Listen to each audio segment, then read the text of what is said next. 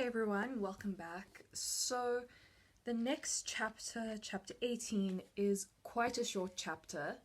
So for this video, I'm actually going to do the next two chapters, chapter 18, the names, and chapter 19, the practice, just so that this video isn't like 1 minute long.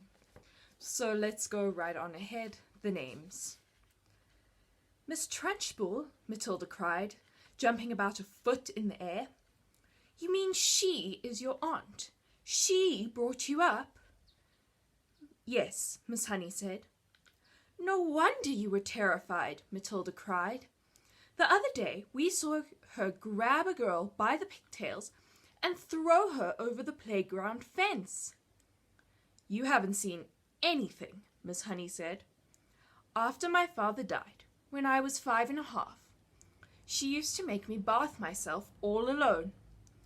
And if she came up and thought I hadn't washed properly, she would push my head under the water and hold it there. But don't get me started on what she used to do.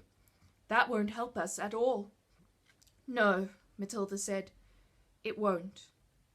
We came here, Miss Honey said, to talk about you, and I've been talking about nothing but myself the whole time. I feel like a fool. I am much more interested in just how much you can do with those amazing eyes of yours. I can move things, Matilda said. I know I can. I can push things over. How would you like it, Miss Honey said, if we made some very cautious experiments to see just how much you can move and push? Quite surprisingly, Matilda said, if you don't mind, Miss Honey, I think I would rather not. I want to go home now and think about all the things I've heard this afternoon. Miss Honey stood up at once.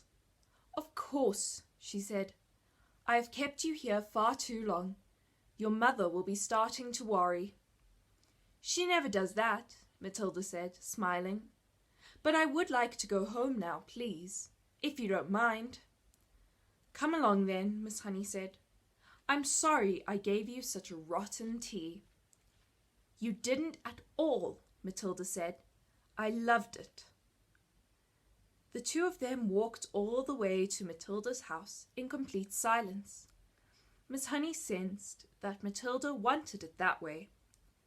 The child seemed so lost in thought she hardly looked where she was walking, and when they reached the gate of Matilda's home, Miss Honey said, You had better forget everything I told you this afternoon.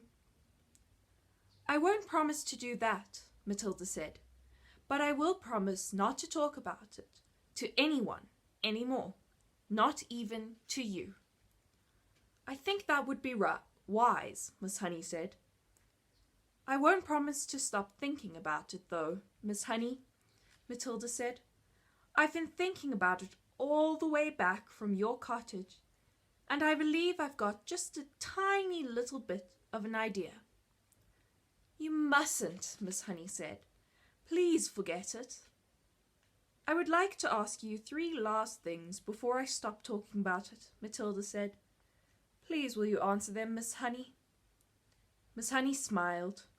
It was extraordinary, she told herself, how this little snippet of a girl seemed suddenly to be taking charge of her problems, and with such authority too. Well, she said, that depends on what the questions are. The first thing is, Matilda said, what did Miss Trunchbull call your father when they were around the house at home? I'm sure she called him Magnus, Miss Honey said.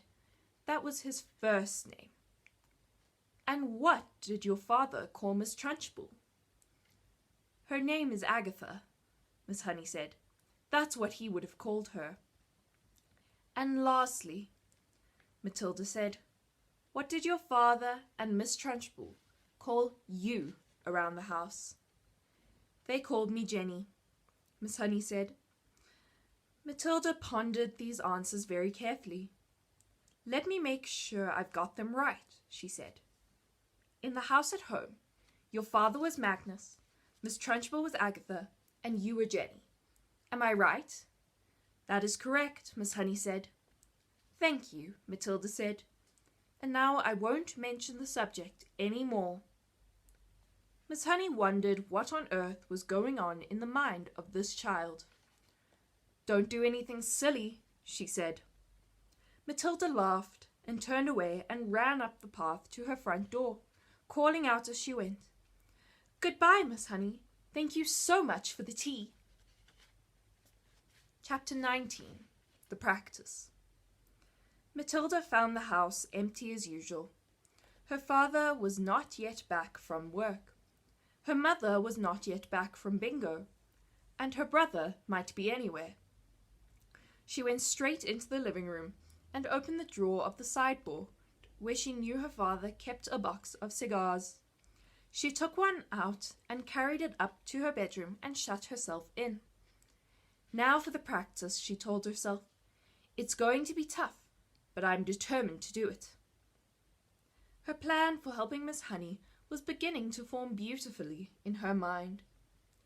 She had it now in almost every detail, but in the end it all depended upon her being able to do one very special thing with her eye power.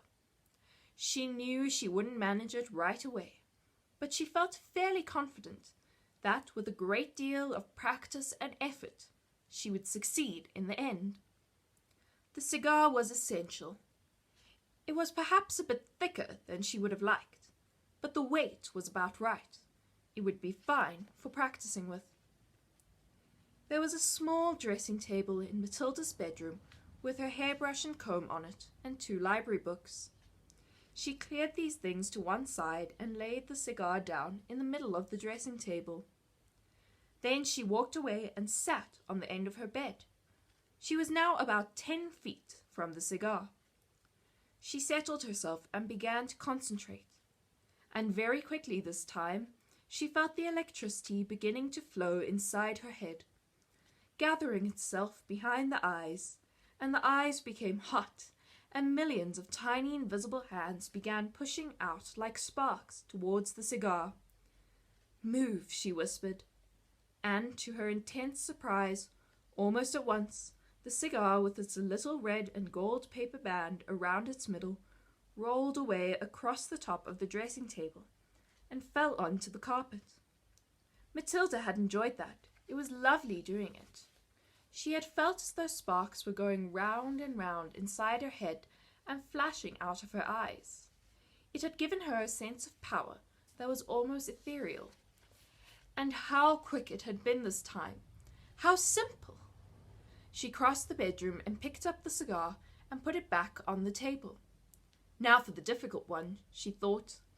But if I have the power to push, then surely I also have the power to lift. It is vital I learn how to lift it. I must learn how to lift it right up into the air and keep it there. It is not a very heavy thing, a cigar. She sat on the end of the bed and started again. It was easy now to summon up the power behind her eyes. It was like pushing a trigger in the brain. "Lift," she whispered. "Lift, lift." At first the cigar started to roll away. But then, with Matilda concentrating fiercely, one end of it slowly lifted up about an inch off the tabletop. With a colossal effort, she managed to hold it there for about 10 seconds. Then it fell back again. "Phew," she gasped. "I'm getting it. I'm starting to do it." For the next hour, Matilda kept practicing, and in the end she had managed, by the sheer power of her eyes, to lift the whole cigar clear off the table about 6 inches into the air and hold it there for about a minute. Then suddenly she was so exhausted she fell back on the bed and went to sleep. That was how her mother found her later in the evening. "What's the matter with you?" the mother said, waking her up. "Are you ill?" "Oh gosh," Matilda said, sitting up and looking around. "No, I'm all right. I was a bit tired. That's all." From then on, every day after school, Matilda shut herself in her room and practiced with the cigar. And soon it all began to come together in the most wonderful way. 6 days later, by the following Wednesday evening, she was able not only to lift the cigar up into the air, but also to move it around exactly as she wished. It was beautiful. "I can do it," she cried. "I can really do it. I can pick the cigar up just with my eye power and push it and pull it in the air just any way I want." All she had to do now was to put her great plan into action. So those were the next 2 chapters, and I will see you tomorrow for chapter 20, The Third Miracle.